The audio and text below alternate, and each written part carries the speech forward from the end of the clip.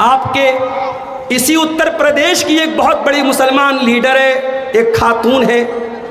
جس کے باپ بھی بہت بڑے سیاسی لیڈر تھے۔ الیکشن میں جیت کر کے وہ خاتون آتی ہیں، واللہ ہمارے دل کو خوشی ہوتی ہے، ہمیں اچھا لگتا ہے چلو ہماری قوم کے کچھ لوگ پارلیمنٹ کے اندر بھی جا کر کے ہماری کمیونٹی کی نمائندگی کریں گے، مگر بڑے افسوس کے ساتھ کہنا پڑتا ہے کہ یہ مسلم سیاسی لیڈران اپنی پالیٹکس کو بچانے کے لیے، اپنی سیاست کو بچانے کے لیے اپنے دین اور ایمان اور عقیدے سے کمپرومائز کرتے ہیں۔ اس مسلم خاتون لیڈر کے ویڈیوز میں نے دیکھے، وہ بت کے آگے بھی سجدہ کر رہی ہے، وہ غیر اللہ کے آگے بھی اپنے سر کو جھکا رہی ہے، وہ اس کا بھی ادگھاٹن کر رہی ہے اور اس کو اپنی پالیٹکس کا حصہ سمجھ رہی ہے۔ میرے پیارے بھائیوں، ایک مسلمان کی شان تو یہ ہونی چاہیے، سر کا تاج چلا جائے تو چلا جائے، اس کی پارلیمنٹ کی ممبری چلی جائے، اس کے گاؤں کی پردھانی چلی جائے، اس کی منسٹری چلی جائے، دنیا کی ساری دولت چلی جائے، ایمان کو بچا لیا جائے، توحید کو بچا لیا جائے۔ اور یہی وہ بات تھی جو اللہ کے پیارے نبی نے اپنے بڑے محبوب صحابی حضرت معاذ ابن جبل سے کہی تھی، لا تشرک باللہ، اے معاذ ابن جبل تو کبھی اللہ کے ساتھ کسی کو شریک نہ کرنا، وَإِن قُتِلْتَ وَحُرِّقْتَ، اگر تجھے قتل کر دیا جائے، تیرے ٹکڑے ٹکڑے کر دیے جائیں، تجھے جلا دیا جائے، اے معاذ بن جبل تب بھی تو اللہ کے ساتھ کسی کو شریک نہ کرنا۔ توحید سے بڑھ کے کچھ نہیں ہے میرے بھائی، مسلمان کی پہچان اس کی توحید ہے۔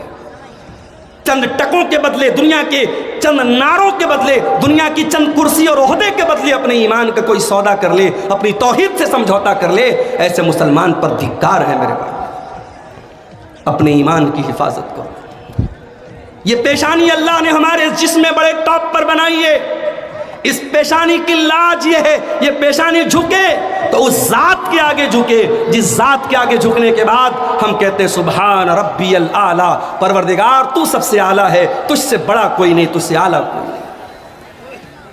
یہ سر ہر در پہ جھکانے کے لیے نہیں ہے میرے بھائی، اور یہ بات یاد رکھو، نبی کی پیشن گوئی ہے، قیامت کے پہلے مسلمان بھی شرک میں لت پت ہوگا، مسلمان کے اندر بھی شرک آئے گا، مسلمان کے اندر بھی غیر اللہ کے در پہ سر جھکانے کا معاملہ ہے۔ ترمذی کی روایت ہے، اللہ کے پیارے نبی فرماتے ہیں لا تقوم الساعۃ،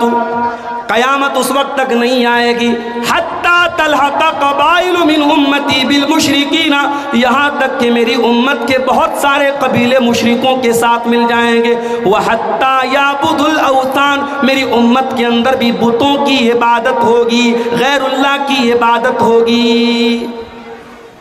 اس کو اور کھلے لفظوں میں اللہ کے پیارے نبی نے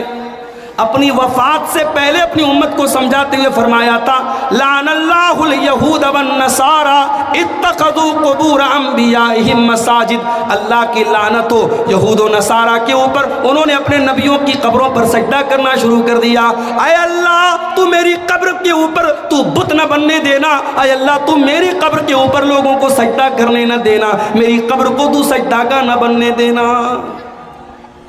تو اس امت کے لیے سب سے بڑا فتنہ میرے بھائیو شرک کا فتنہ ہے، کفر کا فتنہ ہے۔ یقین کریں آپ، ملک کے حالات جس تیزی سے بدل رہے ہیں، آنے والے 10-15 سالوں کے بعد ارتداد کی اتنی بڑی لہر